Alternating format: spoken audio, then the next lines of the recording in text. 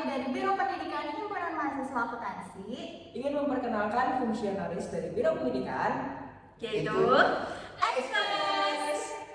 Halo semuanya, di sini kali ini aku mau bahas soal yang ada di bank soal untuk mata pelajaran pengantar akuntansi. Nah, seperti yang teman-teman bisa lihat di soal tersebut, pertama kali kita diminta untuk membuat jurnal umum. Nah, yang harus dilakukan pertama kali itu adalah membuat judul. Baris pertama itu adalah nama perusahaannya. Di sini nama perusahaannya itu adalah PT Fantastis. Kemudian baris kedua adalah apa yang ingin kita buat, ya berarti kan jurnal umum. Kemudian baris ketiganya itu adalah tahunnya, yaitu Desember 2022. Oke, langsung aja. Jadi, selama bulan Desember 2022 dilakukan transaksi sebagai berikut. Pada tanggal 1 dibayar secara tunai iklan di surat kabar sebesar 800.000. Berarti jurnalnya adalah advertising expense pada cash, yaitu sebesar 800.000 masing-masing di debit dan juga di kredit. Kemudian, pada tanggal 2 Desember, kita membeli barang dagang dari PT Cahaya sebesar 20 juta dengan PPN 11%, dengan syarat 2/10 N/30 FOB destination. Jadi, karena kita beli barang dari PT Cahaya, maka persediaan barang dagang kita ini bertambah. Kalau persediaan barang dagang kita bertambah, berarti dia letaknya ada di debit, sebesar 20 juta. Kemudian, di sini ada keterangan PPN 11%, berarti VAT in-nya juga bertambah, yaitu 11%. Jadi, perhitungannya itu dari 20 juta dikali 11%. Kemudian, karena kita membeli barangnya itu dengan kredit, maka hutang kita juga bertambah. Kalau hutang bertambah itu di sebelah kredit. Nah, ini nominal ini didapat dari 20 juta ditambah dengan 2.200.000.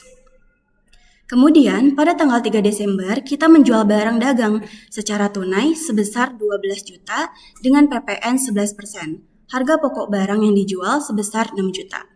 Maka, karena kita menjual barang secara tunai, otomatis kita memperoleh uang. Kalau kita memperoleh uang, berarti kas kita bertambah kan? Kas bertambah artinya di debit. Kemudian, kita menjual sebesar 12 juta.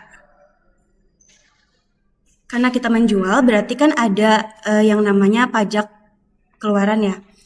Nah, pajaknya ini sebesar 11%. 11% ini berarti hitungannya adalah si 12 juta dikali 11%.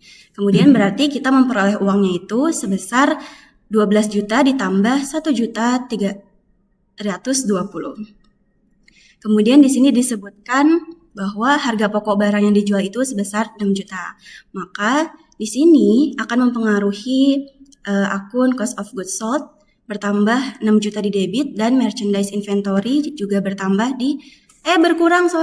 Lalu di bulan Desember tanggal 3 kita menjual barang secara tunai sebesar 12 juta dengan PPN 11% dan harga pokok barang yang dijual itu sebesar 6 juta. Nah, untuk tanggal 3 Desember ini jurnalnya pertama, karena kita menjual barang secara tunai artinya kan kita akan memperoleh kas ya. Kemudian sales itu juga bertambah di kredit, angkanya itu sebesar 12 juta sesuai dengan yang ada di soal ini. Kemudian VAT out-nya 11%, itu perhitungannya adalah 12 juta dikali 11% sehingga menghasilkan 1.320.000. Kemudian berarti kita menerima kasnya itu sebesar 12 juta ditambah dengan 1.320.000, hasilnya adalah 13.320.000. Kemudian di sini disebutkan bahwa harga pokok barang yang dijual itu sebesar 6 juta. Maka di sini kita akan mempengaruhi akun cost of goods sold di debit sebesar 6 juta dan merchandise inventory sebesar 6 juta di sebelah kredit. Kemudian tanggal 5 itu kita mengembalikan barang ke PT Cahaya yang dibeli tanggal 2 Desember 2022 sebesar 1 juta. Nah, ini tuh belum termasuk PPN. Nah, di sini bisa teman-teman lihat bahwa terdapat penandaan ya di sini. Jadi, pertama itu karena kita mengembalikan barangnya itu sebesar 1 juta, makanya di sini merchandise inventory-nya itu dikredit sebesar 1 juta. Kemudian karena ada pajak, maka pajak itu dari 1 juta dikali 11%. yaitu 110.000. Kemudian hal itu juga akan mengurangi hutang kita di sini, yaitu 110.000 ditambah dengan 1 juta, yaitu sebesar 1.110.000. Kemudian pada tanggal 7 kita diterima tunai dari pelanggan atas pelunasan piutang dagang dari penjualan bulan November 2022 yang sudah lewat masa diskon sebesar 25 juta. Nah, kalau sudah lewat masa diskon, ini jurnalnya hanya cash pada akun receivable yaitu sebesar 25 juta.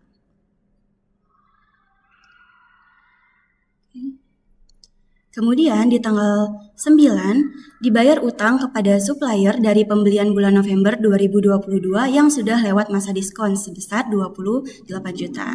Nah, ini juga kalau kita membayar utang tapi sudah lewat masa diskon, maka jurnalnya hanya akun payable pada cash sebesar 28 juta. Di tanggal 10 kita menjual barang dagang sebesar 3 juta dengan PPN 11%. Dengan syarat 1/10 N/30 FOB shipping point. Harga pokok barang yang dijual itu sebesar 1.500.000. Maka di sini jurnalnya adalah karena kita menjual barang, otomatis sales kita itu bertambah ya. Kalau sales bertambah itu kan dikredit. Angkanya itu sebesar yang ada di soal, yaitu 3 juta. Kemudian di situ disebutkan bahwa terdapat PPN 11%. Nah, artinya adalah 3 juta dikali 11%, hasilnya adalah 330.000. Kemudian berarti akun piutang kita bertambah kan, karena kita beli barang itu kita menjual barang itu secara kredit gitu. Jadi 330 ditambah dengan 3 juta, hasilnya adalah 3.330.000. Kemudian di soal disebutkan bahwa harga pokok barang yang dijual itu sebesar 1.500.000. Nah, ini berarti cost of goods sold dan pada merchandise inventory itu masing-masing sebesar 1.500.000. Kemudian di tanggal 11 Desember dibayar utang atas pembelian barang dagang pada tanggal 2 Desember 2022. Nah, di sini teman-teman bisa lihat bahwa di sini udah ditandain ya di tanggal 2, kemudian tanggal 2 ini juga ada kaitannya dengan tanggal 5, yaitu kita mengembalikan barang ke PT Cahaya, kemudian di tanggal 11 baru kita membayar utang kita kepada PT Cahaya. Nah, pertama itu kita akun payable kita itu kan berkurang ya artinya di debit. Nah, ini tuh angkanya didapat dari di tanggal 2, ini kan ada akun payable di sebelah kredit nih, 22.200.000 kita kurang dengan akun payable yang ada di tanggal 5 di sebelah debit, yaitu 1.110.000, sehingga menghasilkan 21.090.000. Kemudian untuk merchandise inventory juga kita lihat sini di tanggal 2 merchandise inventory-nya itu 20 juta. Kemudian di tanggal 5 itu merchandise inventory-nya itu sebesar 1 juta, tapi dia letaknya ada di kredit, berarti kan berkurang ya. Berarti untuk merchandise inventory tanggal 11 itu adalah 19 juta dikalikan dengan diskonnya. Karena kenapa? Karena di tanggal 2 ini disebutkan kalau misalkan kita bakal dapat diskon 2% kalau misalkan bayarnya itu 10 hari setelah kita membeli barang tersebut. Sedangkan di sini itu kan tanggal 19 ya, berarti hitungannya masih termasuk ke dalam masa diskon itu. Karena kalau misalkan tanggal 21 itu berarti sudah lewat. Karena ini tanggal 19 berarti masih ada diskonnya sebesar 2%. Sehingga di sini dari tadi 19 juta itu dikali dengan 2% hasilnya adalah 380.000. Lalu di sini ada pajak juga. Jadi dari merchandise inventory 380.000 ini dikali 11% itu hasilnya adalah 41.800. Sehingga kita mengeluarkan uang sebesar 21.090.000 dikurang 380.000 dikurang 41.800, hasilnya adalah 20.668.200. Di tanggal 19 Desember, kita menerima tunai dari pelanggan atas pelunasan piutang dagang dari penjualan tanggal 10 Desember 2022. Nah, di sini kita lihat di tanggal 10 bahwa kita itu menjual barang dagang sebesar 3 juta. Makanya jurnal untuk tanggal 19 ini, pertama cash, sales discount, fade out pada akun receivable. Nah, tadi kan kita menjual barang seharga 3 juta ya. Maka di sini ditulis 3 juta dikali dengan diskon. Kenapa ada diskon? Karena di tanggal 10 ini disebutkan bahwa kita akan mendapat diskon sebesar 1% kalau kita bayarnya itu 10 hari setelah kita menjual barang tersebut. Gitu. Makanya di sini ada diskon 1%. Jadi untuk perhitungannya adalah 3 juta dikali dengan 1%, hasilnya adalah 30.000. Kemudian di sini dikenakan pajak dari 30.000 ini dikali 11%, yaitu 3.300. Lalu kita bisa lihat di tanggal 10 terdapat akun receivable ya. Jadi karena ini satu dan gak ada lagi, langsung kita taruh aja di akun receivable di tanggal 19 ini. Lalu kita menerima kas yaitu sebesar 3.330 dikurangi dengan 3.300 dikurangi 30.000 sehingga hasilnya adalah 3.296.700. Lalu di tanggal 20 kita membeli barang dari PT Ramadan sebesar 4.500.000. PPN 11% dengan syarat 2/10 N/30 FOB destination. Nah, artinya kalau kita membeli barang, otomatis persediaan barang dagang kita bertambah ya. Jadi merchandise inventory di debit itu sebesar 4.500.000 sesuai dengan yang ada di soal.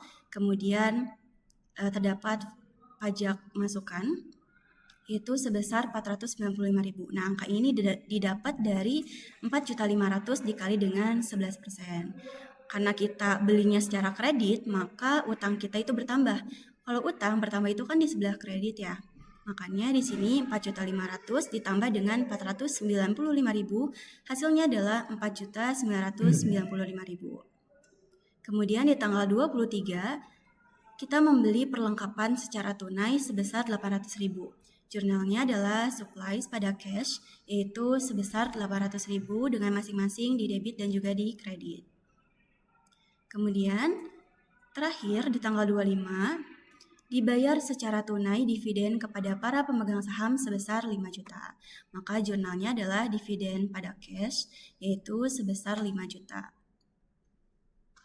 Nah, jangan lupa kalau udah semuanya di total. Nah, di sini bisa dilihat bahwa antara debit dan kreditnya itu sama gitu ya, balance. Oke, karena tadi kita sudah membuat jurnal umum, maka selanjutnya kita akan membuat buku besar. Nah, langkah awalnya tentunya kita harus membuat judulnya terlebih dahulu. Nah, di sini ada nama perusahaannya, kemudian buku besar dan tahunnya yaitu Desember 2022. Sebetulnya untuk pengerjaan buku besar ini terserah kalian, boleh misalkan per akun atau mau per tanggal setiap transaksi, itu terserah kalian. Cuman di sini aku mau yang per akun yaitu kas. Jadi di neraca saldo awal ini kan bisa dilihat ya, kalau kita itu punya kas itu sebesar 137.360.000. Nah, makanya pada saat di buku besar kita tulis nih di Desember 2021 tanggal pertama itu saldo awalnya sebesar 137.360.000 di sebelah debit sesuai dengan saldo normal kasnya itu sendiri. Kemudian kita lihat di jurnal umum. Ada gak nih yang menggunakan akun kas di sini? Ternyata ada di tanggal 1, yaitu kita membayar iklan secara tunai. Di sini kasnya itu sebesar 800.000 di sebelah kredit. Maka di tanggal 1 kita tulis pembayaran iklan secara tunai itu 800.000 di sebelah kredit. Karena kas itu kan saldo normalnya di debit ya. Makanya ketika kita bertemu dengan kredit nih, itu harus dikurang. Jadi dari 137.360.000 dikurangi 800.000, hasilnya adalah 136.560.000. Oke, jangan lupa ini referensinya diisi yaitu jurnal umum. Kemudian di jurnal umum juga karena tadi kita sudah memasukkan ke buku besar ya, maka ini juga harus ditulis sesuai nomor akunnya. Kayak gitu. Kemudian kita lihat lagi nih di jurnal umum di sini ada lagi gak nih yang menggunakan akun kas. Ternyata ada di tanggal 3. Tanggal 3 itu kita menjual barang secara tunai.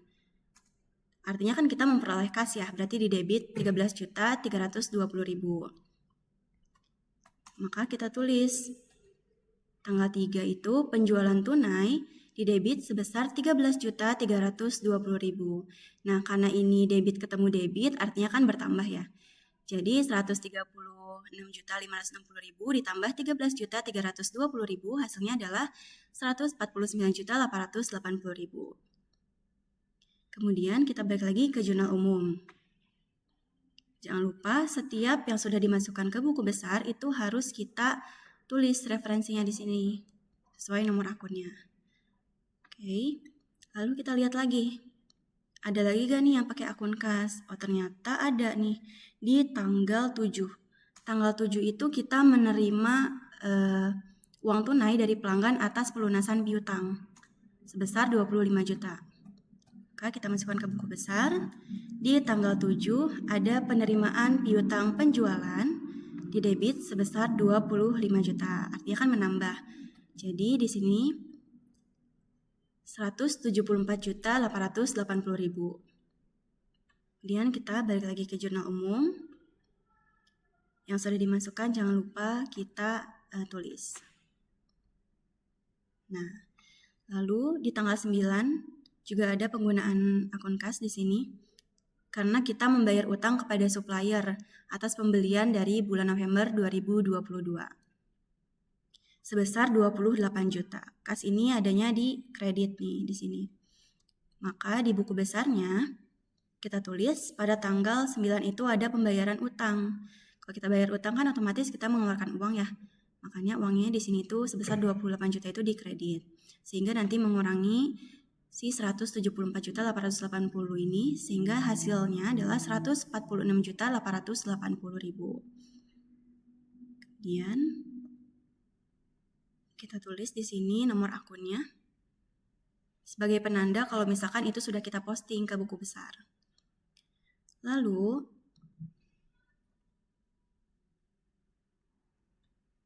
di tanggal 11 kita juga menggunakan akun kas karena kita membayar utang atas pembelian barang dagang pada tanggal 2 Desember 2022. Di kredit ya sebesar 20.668.200. Maka di sini di buku besar pada tanggal 11 keterangannya itu pembayaran utang ke PT Cahaya sebesar 20.668.200. Nah, ini nanti mengurangi si 146.880.000 sehingga hasilnya diperoleh 126.211.800. Kemudian kita tulis lagi ini. Nah, ternyata di tanggal 19 ini kita juga menggunakan kas karena kita menerima uang tunai dari pelanggan atas pelunasan piutang dagang dari penjualan tanggal 10 Desember 2022 sebesar 3.296.700. Nah, makanya di buku besar ini tanggal 19 kita tulis penerimaan piutang penjualan di debit ya karena kita kan menerima kas sebesar 3.296.700. Nah, ini nanti akan menambah sehingga hasil akhirnya adalah 129.508.500.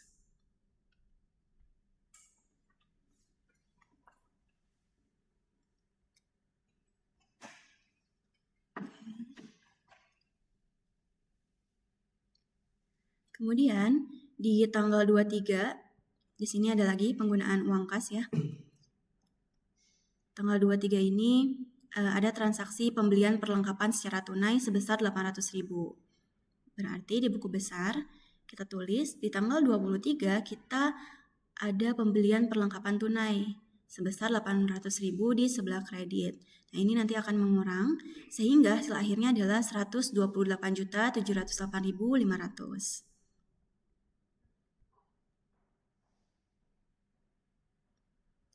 Oke, kita tulis lagi ini.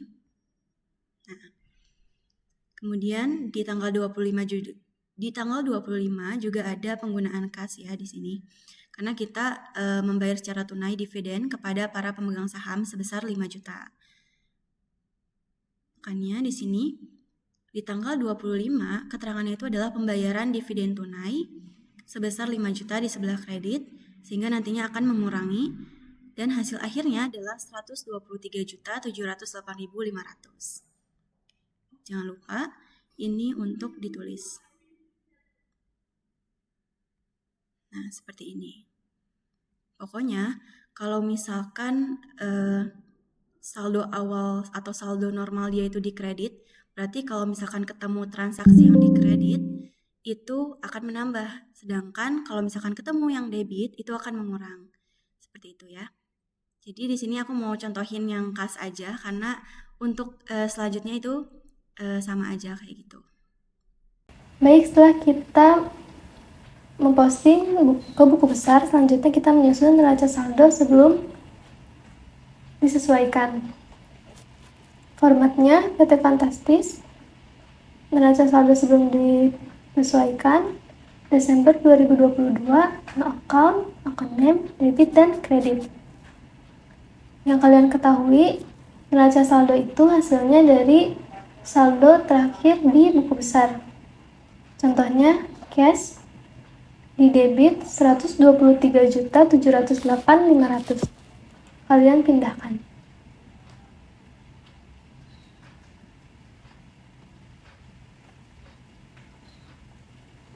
Nah, begitu juga setelahnya account receivable di debit 32 juta.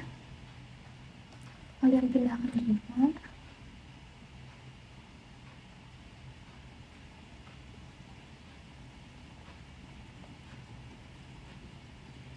Set in di debit 14.143.200.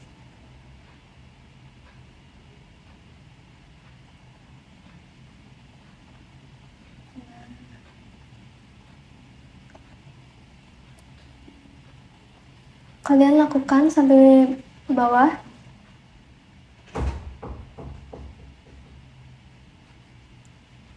Nah, kalau penyusutan kan di kredit ya, ini di kredit, jadi kalian pindahkan juga. Kalau di debit, di kredit, di kredit.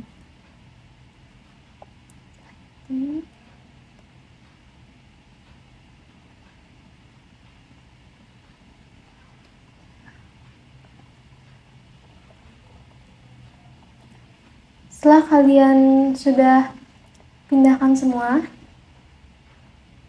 jumlahkan.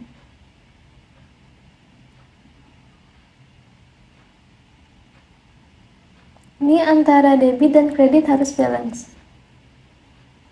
Setelah kalian mengisi jurnal penyesuaian, selanjutnya kalian membuat neraca lajur atau worksheet. Formatnya itu ada akun, trial balance, adjusting entry, adjusted trial balance, income statement, dan financial position. Nah, yang pertama dilakukan itu kita memindahkan neraca saldo. Semua ini kita pindahkan ke neraca lajur.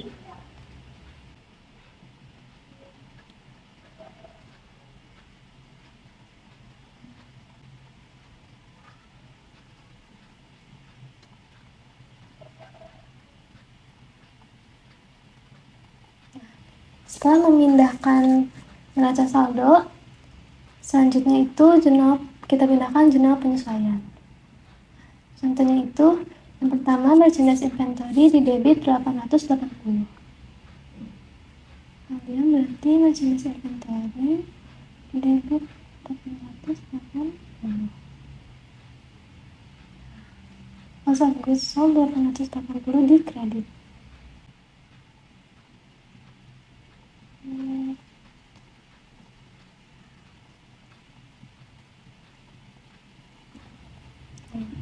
Intinya kalian pindahkan, ini sebagai contoh ya, kalian pindahkan dan jumlahkan.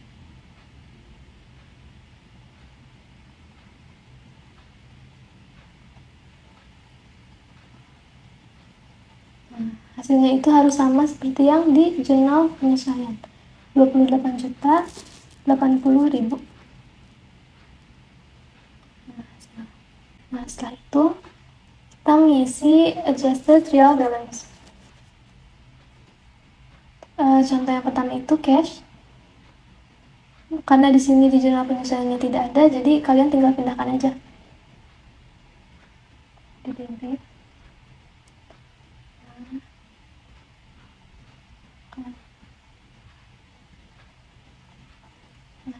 Ini merchandise inventory di neraca saldonya itu 33.620 dan di jurnal penyesuaiannya di debit juga 880. Karena ini debit dengan debit, jadi kalian tambahkan.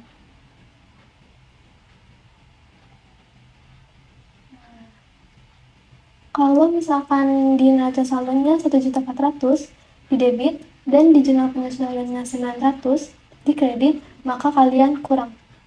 Debit ketemu kredit dikurang.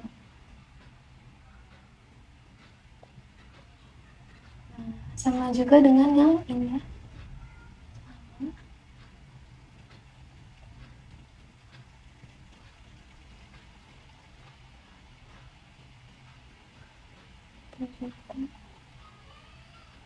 Kalau misalkan di neraca saldonya itu di kredit dan jurnal penyesuaiannya juga di kredit, maka kalian tambah. Hasilnya di kredit. Jadi intinya kalau misalkan debit ketemu debit ditambah, debit ketemu kredit dikurang, dan kredit ketemu kredit ditambah. Kalian sama seperti yang sebelumnya juga dipindahkan dan menjumlahkan. Hasilnya itu antara debit dan kredit harus balance ya, 663 juta. 97.700.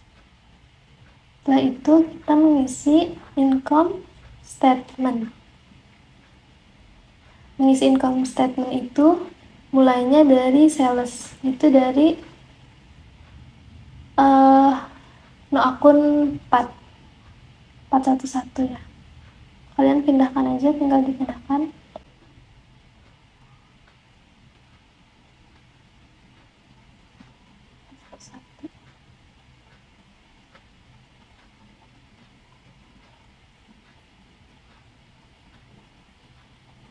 Kalian jumlahkan juga.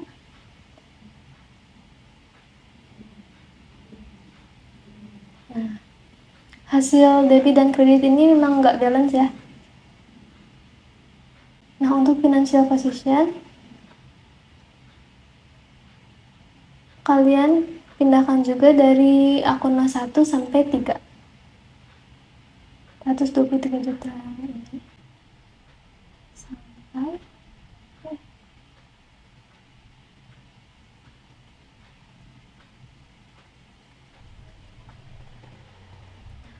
setelah itu kalian jumlahkan juga.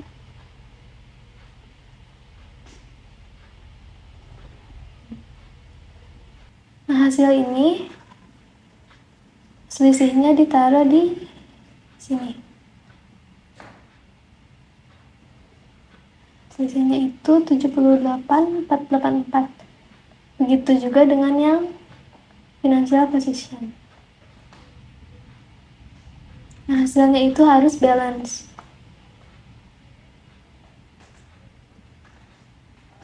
Jadi, seperti ini.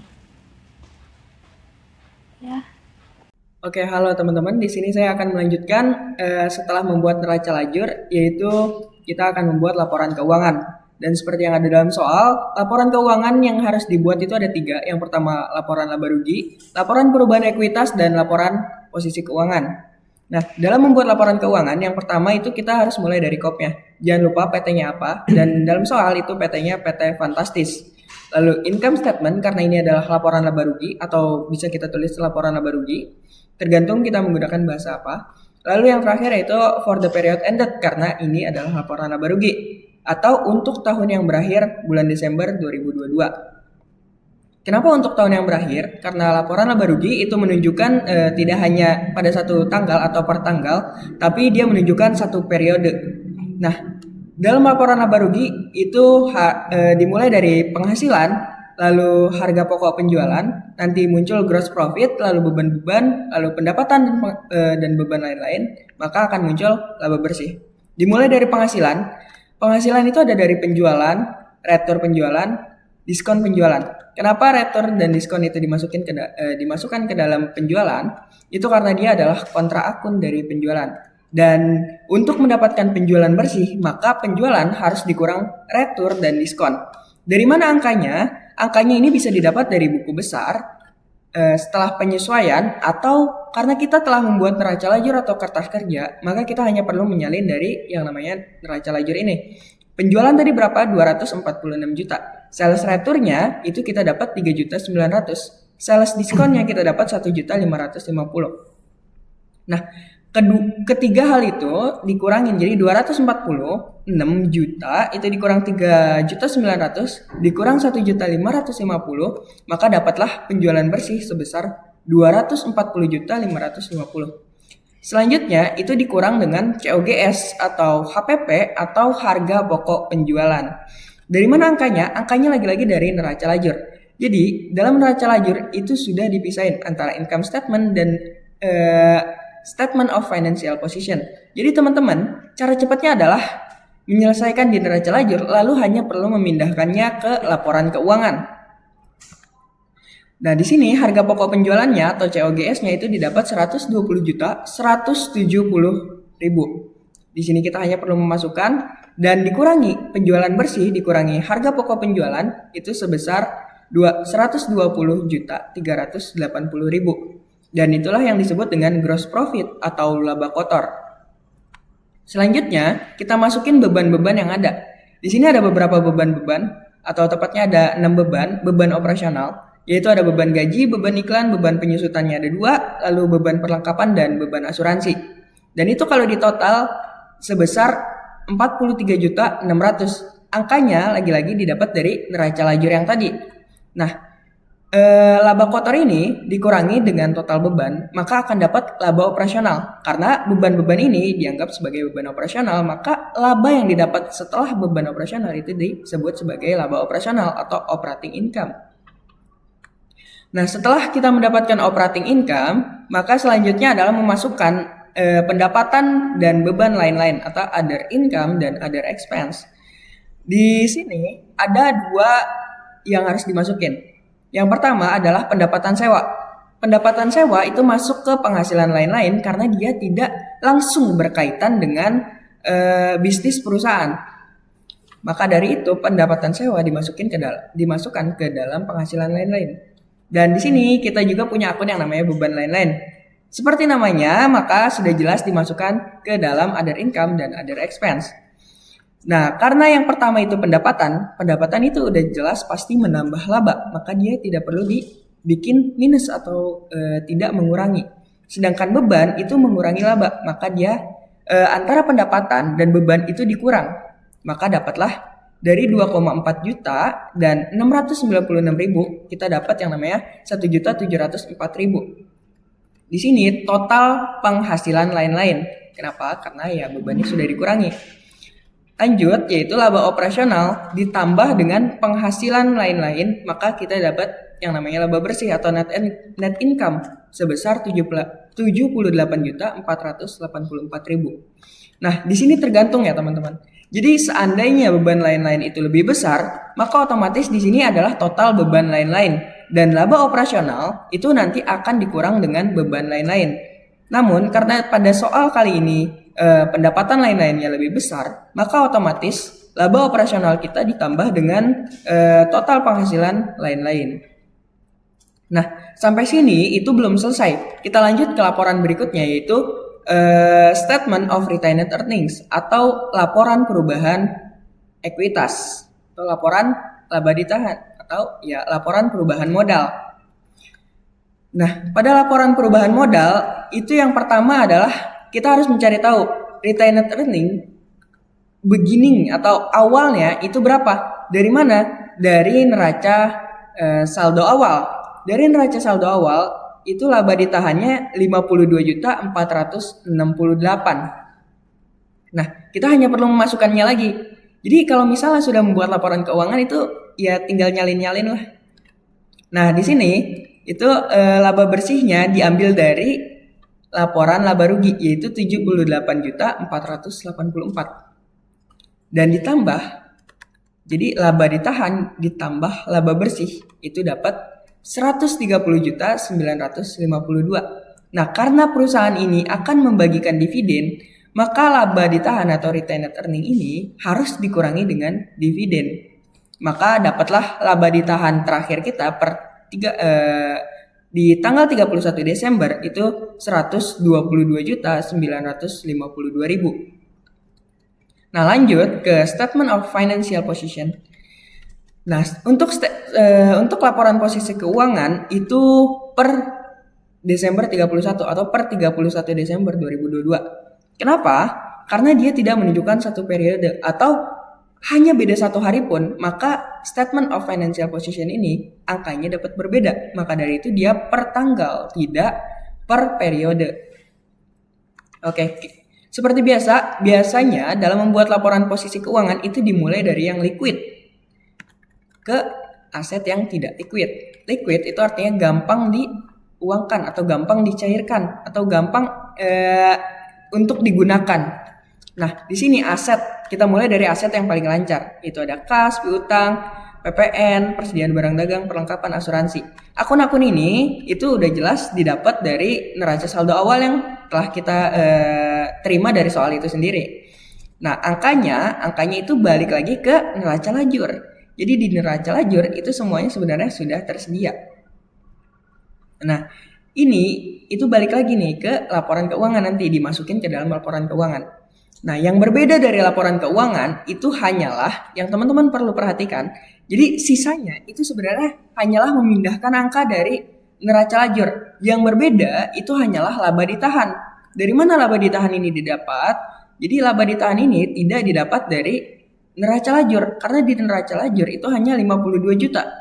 Nah, laba ditahan itu didapat dari laporan sebelumnya, yaitu laporan perubahan ekuitas sebesar 122.952.000.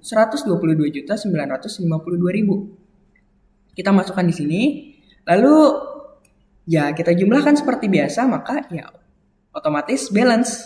Dan kalau misalnya nggak balance, berarti teman-teman itu masih ada kesalahan di akunnya. Cara ngeceknya itu gampang, yaitu teman-teman tinggal diselisihkan lalu dicari angkanya yang dekat-dekat atau mirip-mirip di neraca lajur. Biasanya ketemunya ya kesalahannya cuman kurang teliti, seperti itu. Oke. Jadi di sini sekarang kita akan membahas jurnal penutup. Jurnal penutup itu apa sih? Jurnal penutup itu ya jurnal cuma berbeda fungsinya. Jurnal penutup itu berfungsi sebagai untuk menutup akun-akun nominal seperti COGS, sales, beban-beban, dan dividen. Di sini ada contohnya. Nah, angka-angka dari jurnal penutup ini dapatnya dari mana sih, Bang? Ini dapatnya dari laporan keuangan. Dari laporan keuangan yang tadi telah dijelaskan oleh teman saya, Tegar Ilhami. Nah, di sini ngambilnya itu yang pertama itu kita akan menutup HPP atau COGS. Kita ngambil dari sini. Dari yang mana di sini di laporan keuangan di income statement itu ada tertera harga pokok penjualan 120 juta. Setelah kita menutup HPP COGS, selanjutnya kita akan menutup sales yang mana tadi itu di laporan keuangan sales itu tertera dengan nominal paling atas ya, kalau sales itu dengan nominal 246 juta US dollar. Dan di sini returnya juga langsung aja dimasukin. Nah, returnya sama diskonnya itu pokoknya yang mencangkup dengan sales langsung dimasukin. Salesnya 246 juta US dollar. Returnya di sini 3.900 US dollar. dan diskonnya itu ada 1.550 US dollar. Kita pindahin ke jurnal penutup. Kan saldo normal sales itu berada di kredit. Kita pindahkan ke debit. Saldo normal sales retur itu ada di debit. Kita pindahkan ke kredit dan begitu pun seterusnya. Setelah itu kan tadi kan sales returnya itu kan nggak mungkin balance ke sini. Ditambahinlah di sini ikhtisar laba rugi. Nah, setelah menutup sales, kita akan menutup beban-beban. Yang pertama itu di sini kan di laporan keuangan banyak nih beban-bebannya nih. Bebannya itu ada beban gaji, beban iklan, beban penyusutan, beban penyusutan peralatan, beban penyusutan gedung, beban perlengkapan, dan beban asuransi. Masukin aja nih semua nominalnya, semua nominal beban. Masukin, pindahin ke sini. Nah, pindahinlah. Dapat nih sampai di beban lain-lain. Beban lain-lain nih semuanya. Terus kan tadinya itu beban itu kan saldo normalnya itu ada di debit. Kita pindahin ke kredit. Debitnya itu sama lagi ikhtisar laba rugi. Dan setelah beban ini kita ada di sini rent revenue. Rent revenue itu pendapatan sewa atau di sini pendapatan lain-lain. Di sini kan di income statement itu adanya di pendapatan lain-lain. Pendapatan utamanya kan sales. Nah, ini pendapatan lain-lain nih 2.400.000 US dollar. Kita pindahin ke sini. Pindahinlah lagi ke sini. Yang tadinya pendapatan itu saldo awalnya di kredit, kita pindahin ke debit. Terus di kreditnya itu ikhtisar laba rugi. Sebenarnya cuma gini-gini doang sih, seterusnya juga. Nah, yang membedakan itu ada di dividen. Dividen itu kenapa dividen itu beda? Kenapa lawannya nggak ikhtisar laba rugi di sini? Karena dividen itu bukan termasuk beban operasional. Dia tidak termasuk dalam operasional perusahaan.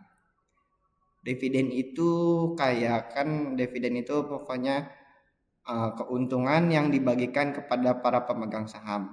Berarti di sini bukan termasuk dari operasional perusahaan. Makanya di sini lawannya retained earning atau laba ditahan. Jurnal penutup itu dapat angkanya dari mana, Bang? Jurnal penutup itu dapat angkanya dari laporan keuangan. Nah, yang pertama itu jurnal penutup kita akan menutup akun COGS atau HPP. Kita ambil dari laporan keuangan. Di laporan keuangan kan tadi tertera COGS itu senilai 120.170.000 US dollar. Kita pindahin nih ke jurnal penutup nih. Taruh kan tadi saldo awal HPP itu kan di debit. Kita pindahin ke kredit. Di debitnya itu apa? Di debitnya itu ikhtisar laba rugi.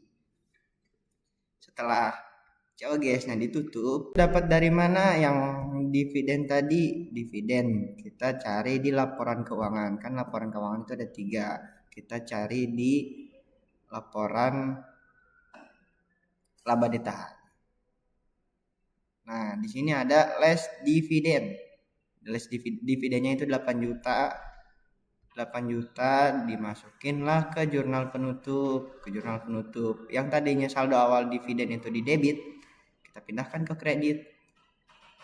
Kita taruhlah di sini debitnya itu retained earning atau laba ditahan. Habis kita bikin jurnal penutup, kita harus posting ke buku besar.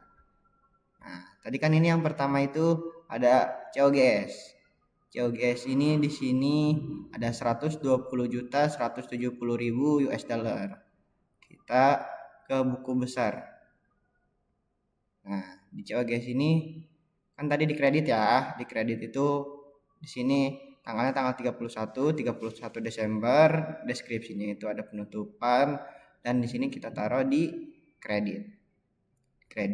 Dan tadi yang saldo awalnya itu kan ada di debit 120.170.000 US dollar, terus kita tutup ke kredit, jadi di sini balance.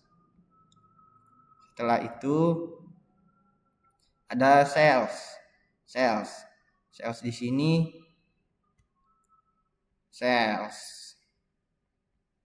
nah sales di sini ada sama seperti hal yang tadi.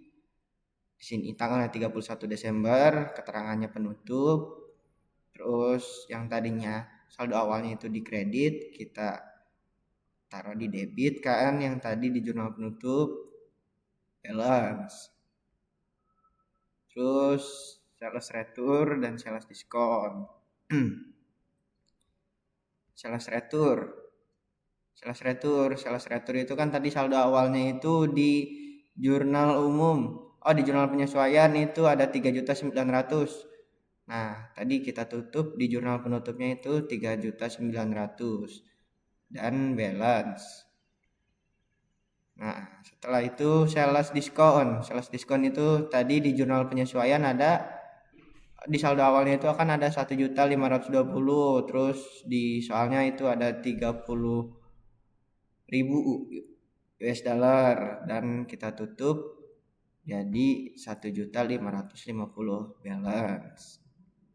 Setelah itu ada beban gaji, beban iklan, beban penyusutan peralatan, beban gedung, beban perlengkapan, beban asuransi, dan beban lain-lain.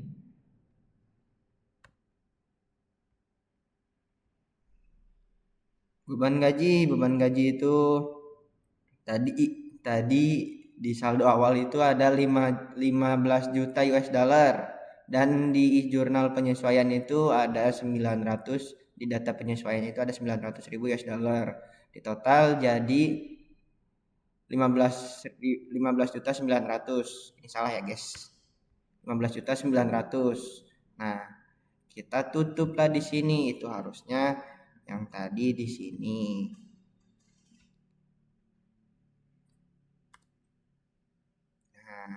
Ini kan tadi di jurnal penutupnya itu 15.900.000. Saldo awalnya itu kan 15.900.000, ditutup lah jadi sama 15.900.000, jadi balance.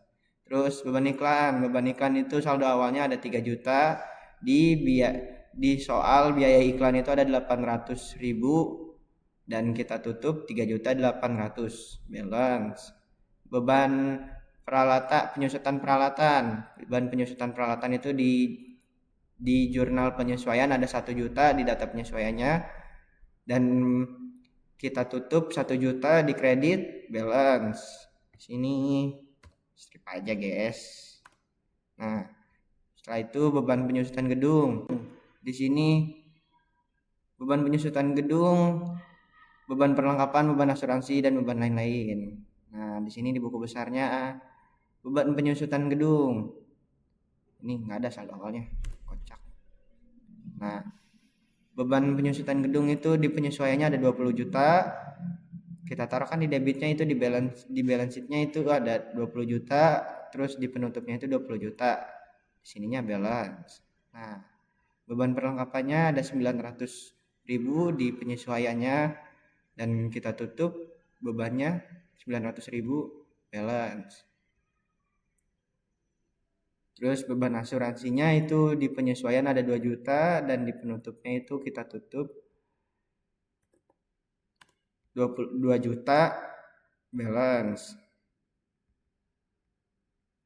Beban lain-lainnya itu ada 696.000 US dollar, dan kita tutup balance. Oke. Nah, setelah itu kita tutup rent revenue itu pendapatan lain-lain, pendapatan sewa besar. Kita posting ke buku besar rent revenue. Nih, saldo awalnya itu nggak ada ya, tadi penyesuaiannya ada 2.400.000. Terus kita tutup 2.400.000 balance. Terus setelah itu ada return net earning. Return net earningnya di sini ada dua nih, ada 7, ada yang di kredit, ada yang di debit. Masukin aja semuanya langsung. Return net earning.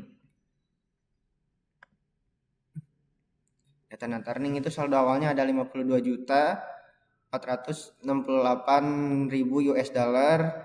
Terus tadi di kreditnya itu 78.484.000 US dollar.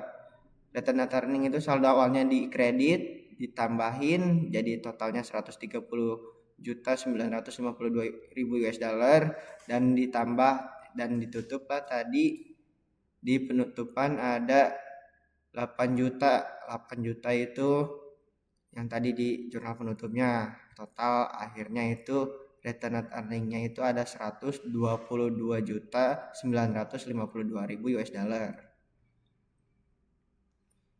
Setelah itu yang terakhir itu ada ikhtisar laba rugi. Ikhtisar laba rugi di sini banyak nih, banyak banget. Ikhtisar laba ruginya ada banyak. Yang pertama itu ada 120 juta, terus ada 240 juta, ada 44 juta. Di sini ada 2.400.000 dan yang terakhir 78 juta. Langsung aja posting semuanya ke buku besar ya.